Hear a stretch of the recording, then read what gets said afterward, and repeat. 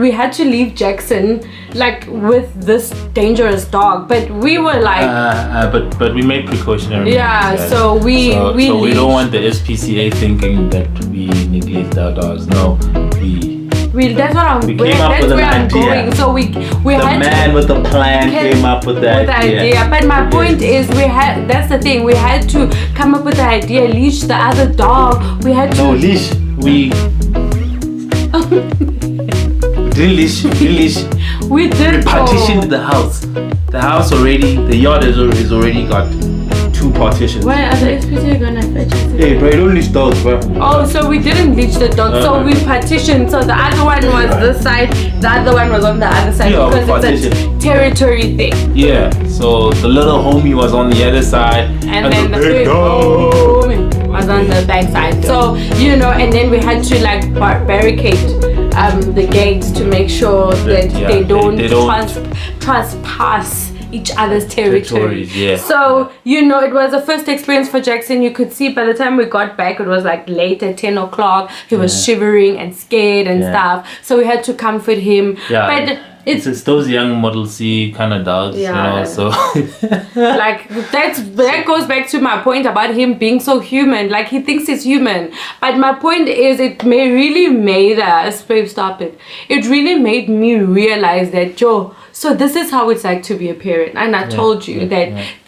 having a pet teaches you not fully, and I'm not comparing a child to a dog, hear me correctly, but it's that responsibility and that that ability to not only think for yourself, but to think of this little thing, whether it's a human or a dog, that's really dependent on you. And that's a good way to really practice parenthood, because this is one topic that I really love about parenthood, is that we often don't practice for parenthood, which I think we should.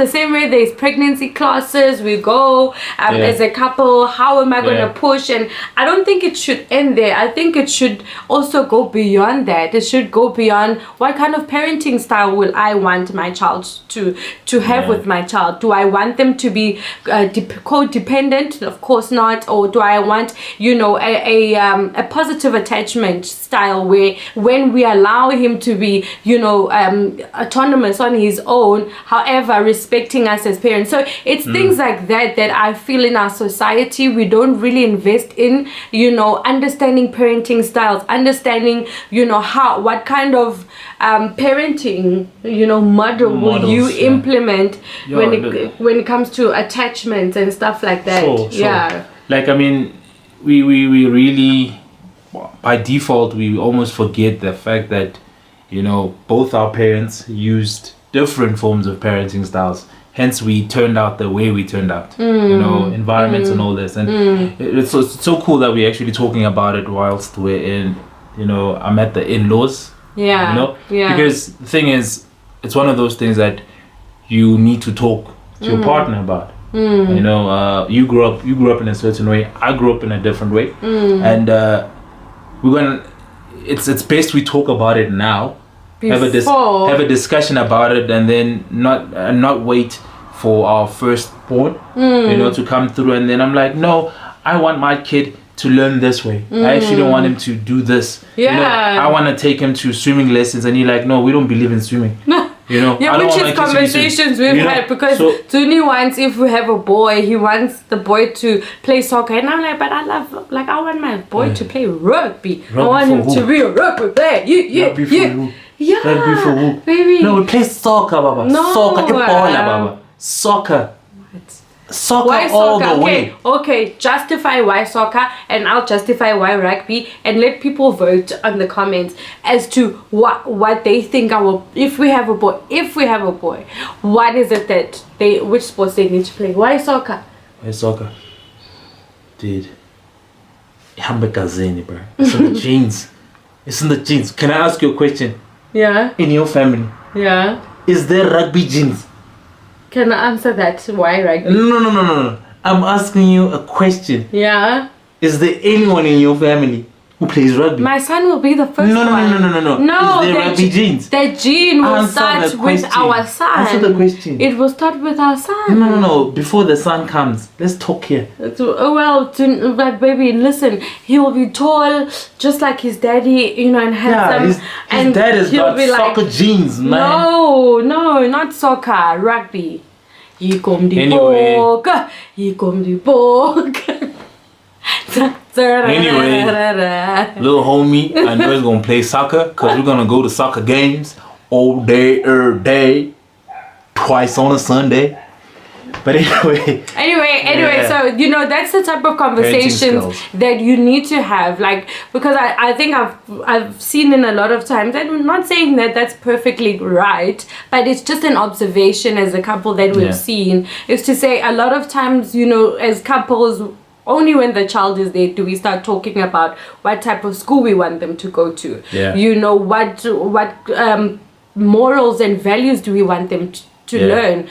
How often do we want them to read a book before they go to sleep, or how often do we want them to have devotion and pray, and you know the instilling certain habit in them. It's something that if we don't do it, or if we aren't on the same page, we'll fight in front of our kids. You're right. I mean,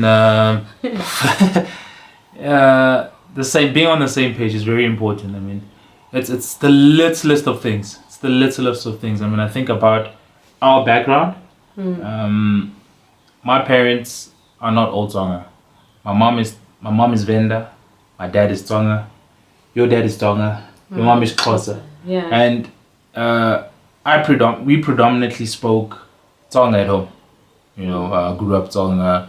That's it. You know, with you, it's different. You know, you guys, if I'm not mistaken, you guys spoke Xhosa quite often. You know, quite often. Yeah. So think about how then when we bring up our children, you know, what medium would primarily be, you know, like mode of communication. Communication. You know, because personally, I'm one person who says, as much as I want my kids to you know, to speak English fluently and it being second nature to them. And other languages as well. Other languages, yes. Universal languages. Because as much as we do want to instill them understanding their culture and who they are, we also need them to be relevant, especially in this day and age, you know. Definitely. Be able to speak relevant is important. So key. Be able to speak English, be able to speak French, like bonjour, je m'appelle Nomsa, comment était ta journée?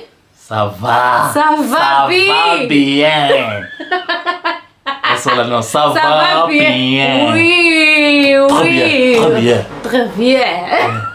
And then the question, what is that other one that you told me? Je m'appelle. Yeah. Mhlongo. Yeah. Je m'appelle Nomsa Mhlongo. Il est Sud-Africain. Il est Sud-Africain. Yeah. So that's a little that I've been learning. That we know. So I mean, if you want us to go to French, we to France rather. We can go any day. You know? We got this. So yeah, you know, you're right. Relevance, being universal and all that. But that being said, I still want my kids to be rooted. Yeah. You know, I want them to go Limpopo. You know, go to Palabora. Yeah. Go where I grew up and then sit with my family and everyone's like, hey, Abshir, Mjani, Fuki. I don't want him to be there and like, Mommy, I don't know what they're saying. You know, no. Heck no. So for me, that's very important. Yeah. That's very, very important. And also be able to, you know, come maybe home and speak to my mom's side of the family and be able to teach his Xhosa very fluently as well. When he has to speak Venda, speak it fluently as well. Exactly. So those are the things that, in order for that to be achieved, I would love to believe, as much as I'm not a parent as yet, it requires conscious parenting. So for you to be conscious of the fact that we're speaking too much English in this house, and that time we're not even from England. So we need to be able to incorporate more of our language in our speaking, you know, stuff like that. When we buy books, let it not only be English books, but let it be Zulu, let it be Venda, let it be, you know, Tonga. We've got amazing amazing authors. You know, there's a famous lady that wrote a book, and they talk about obviously what's been happening during COVID. Yeah. Right. Wow. And it's been translated into different languages. Wow. And that's the beauty of being African. And I don't think we should let that go. And especially now that we are approaching Heritage Day,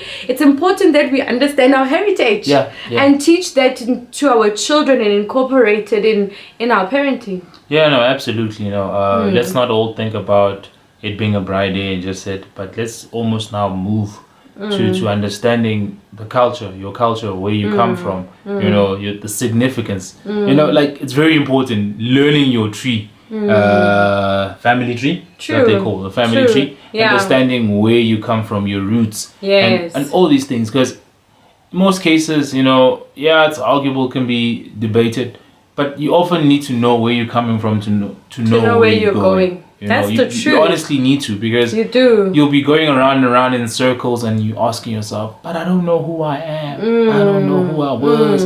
I don't know my identity.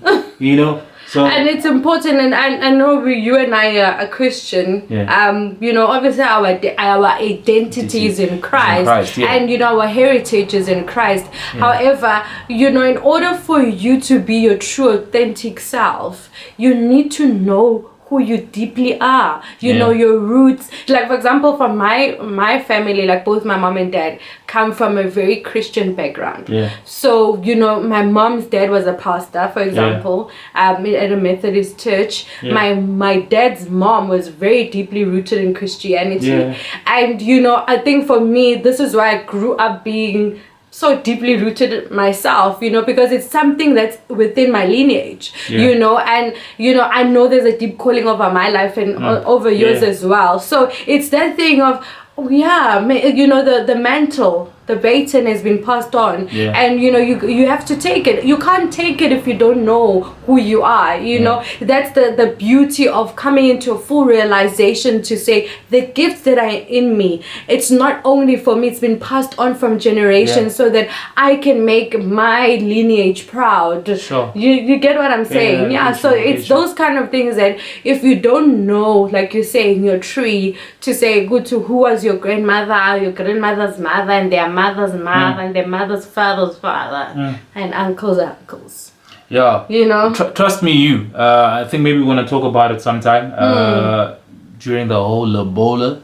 Maybe we'll talk about how our Lobola journey went, and we'll talk about that, because really you really need to understand your culture, how your family is structured. You need to understand that, because that's gonna play part when it comes to Lobola. You're gonna be hunting down your uncles, your aunts, and all these things. Traditionally speaking, usually that's the mode of it all. Like you go for Abu Malum and Abu Auntie need to be there. Your aunts and your uncles need to be there to actually facilitate this kind of I don't want to call it a ritual, but it's more of a ceremony. Ceremony, not some no. It's voodoo. No. It's really not voodoo. Sorry. I don't even know. Not even like just a transition. Transition. So those people, those people, like your uncles and aunts are the people that actually usually primarily get involved. These days it's quite different. You find people's friends, people's pastors, people's whoever now coming in, and people have different scenarios. Reason why their friends are coming over for Ilobola. They are pastors, they are mentors, and whoever. It's because of sometimes understandable situations, and other times it's because they don't know. The relationship is not there, and that's why it's very important to maintain relationships in all leaps and bounds. And because there's nothing as sorry, you were saying. I'm in the zone right now. I'm in the zone. Sorry, my love. And that's why it's very important for you to maintain relationships with your in-laws, relationships with your family, so it's very important. It's very key, because at one point you're gonna need them. You guys will work together, but izandla zakhe babe. But also, what I wanted to say is there's nothing as beautiful, during a lobola ceremony when they say Isthakazelo Sagini. Guys, dude. There's nothing as beautiful as that, and you need those uncles, those aunts that know it. And now yourself, you need to know Gucci when you know, it's beautiful to know thyself. Oh, there's pride in that. There's pride in that. There's pride in that. You can't take away that. You know, when you embrace your culture, when you embrace who you are, where you come from, right? Like there's that pride in it. You know, you've got that pep in your step, knowing that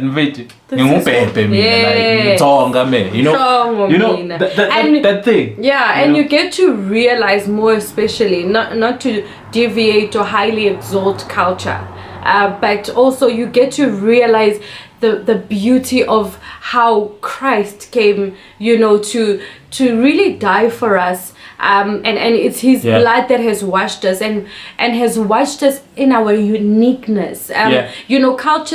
Culture embodies the uniqueness of who you are as an individual, and to know that Christ loved you as from regardless of whatever culture you came from, regardless of whatever heritage you have, he still died for you and he still loves you. That full picture of culture, tradition, and Christ loving you throughout all of it, makes you a very proud individual to say, I don't need to be washed by the blood of animals or anything like that. It's the blood of Christ that has washed me as unom samhlongo. I am full and I'm mpelele as a person. There's no other one that needs to die for me. There's no one else that needs to give me any other identity. My identity, I've fully known it. And I think the beauty of knowing where you come from and your culture is that you then know what to give to God. You know what to bring to God. You say to God, this is who I am, and this is why I need you. So you can't tell him why you need him if you don't know who you are. So you can't know who you are if you don't know where you come from. So it's all interlinked. This relationship with God thing, it's got to do with you as a person, and you can't give God a fake you. You can't give God a fake representation of you. You need to give him the real you. And the real you needs to be very thoroughly searched. And sometimes you need to search even in your lineage. You need to go beyond. You need to go back and say, who am I truly? And once you find out who you truly are, then you've got something to present to God and say, this is why I need you. I need you because in my lineage I was told I will and when I look at my lineage, there's parts of my lineage that I'm not proud of. The fact that people never got married or whatever the case may be. So when you do a thorough search of who you truly are, you know how to present a fully good report to God, to say, this is why I specifically need you, God, because in my family we were told we will never succeed, but because of you I know that we will make it. So you see why we need God. You see why we need to know ourselves. You see why we need to search deep within in order to know who we are. Like guys, don't get us wrong. Christ is the epitome of our lives. I'm a Christian. Me being Christian does not take away the fact that I'm Tonga. True. It doesn't take away that I'm Tonga. And I'm Tonga, I speak Tonga and all that, but that does not take away the fact that I'm Christian and I live by Christ's standards. Yes. I live by what I've learned from Christ. I still maintain me being Tonga. Christ will always be the epitome of our lives. Me saying that I'm Christian does not take away the fact that I'm Tonga. It doesn't take away the fact that I'm Changai. So those are the kind of things that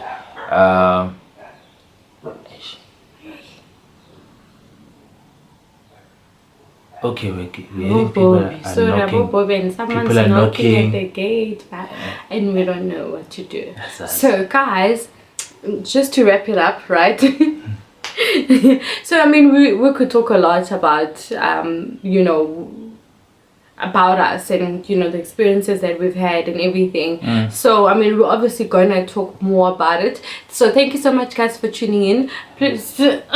Already? No.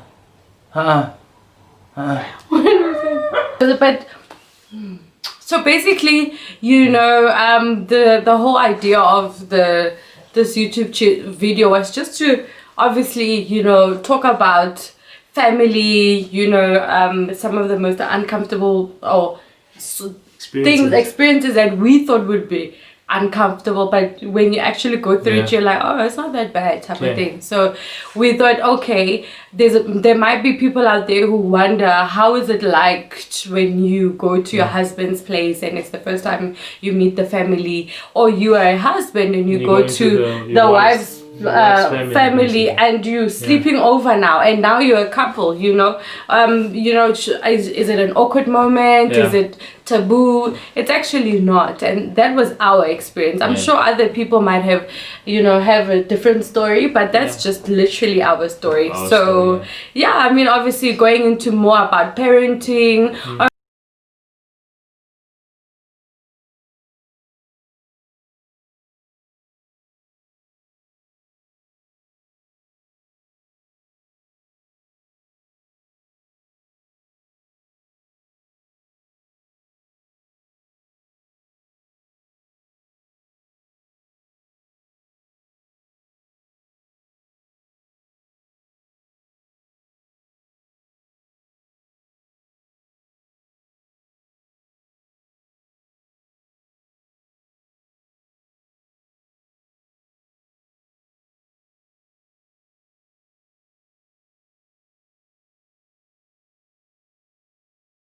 And having those conversations beforehand, so that we don't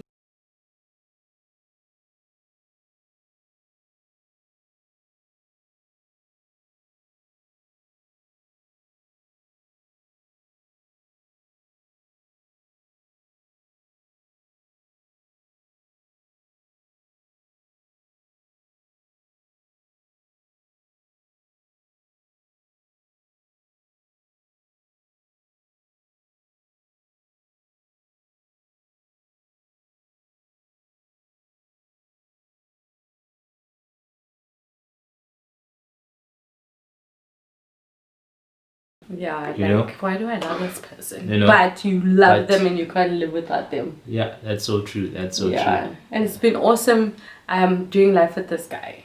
Guys, he's just so amazing. I mean, who wouldn't? No one else would. I'm the only one. Yeah, okay, yeah. No one else would. Only her.